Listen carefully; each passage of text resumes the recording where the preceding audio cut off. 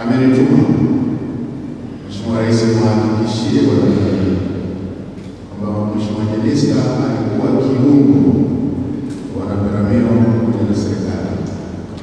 Mheshimiwa Rais amenituma muhakikishie kwamba serikali itaendelea kushirikiana na Peramiho kama ambavyo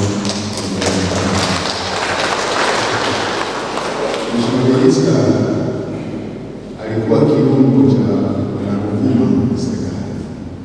Mheshimiwa Rais amenituma niwahakikishie wanahuduma wote kwamba serikali itaendelea kushirikiana na huduma na kuendeleza kazi ambayo ilikwisha kufanyika na kazi ambayo ilikuwa mbele yetu, ambayo kama mtakavyokumbuka ndio kwanza ila mpya inaanza kutekelezwa na ndio kwanza ilani mpya inaanza kutekelezwa. Mheshimiwa Jenista alikuwa kiungo kati ya kanisa na serikali. Amefanya kazi hiyo kwa uhusiano, amefanya kazi hiyo kwa serikali, kama mnavyokumbuka amefanya kazi hiyo kama ambavyo tumeshuhudiwa juzi baada ya Dodoma na leo.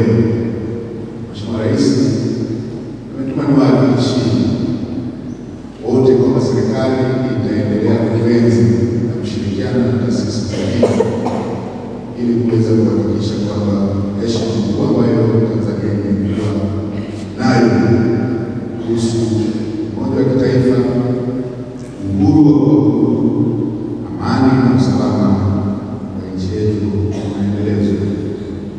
Mheshimiwa baba yetu naibu askofu, Mheshimiwa Jenista kama ambavyo tumetoka kuelezewa, alikuwa ni mpatanishi. Amefanya kazi hiyo katika nyanja mbalimbali. Akiwa waziri wa nchi amefanya kazi hiyo kubwa pale ambapo palionekana dosari katika wafanyakazi wa serikali. Mheshimiwa Jenista alifanya kazi hiyo na hadi leo serikali pamoja na wafanyakazi na watumishi wa umma wana ushirikiano mkubwa. Mheshimiwa Jenista alifanya kazi hiyo pia kuweka umoja na ushirikiano kati ya sekta binafsi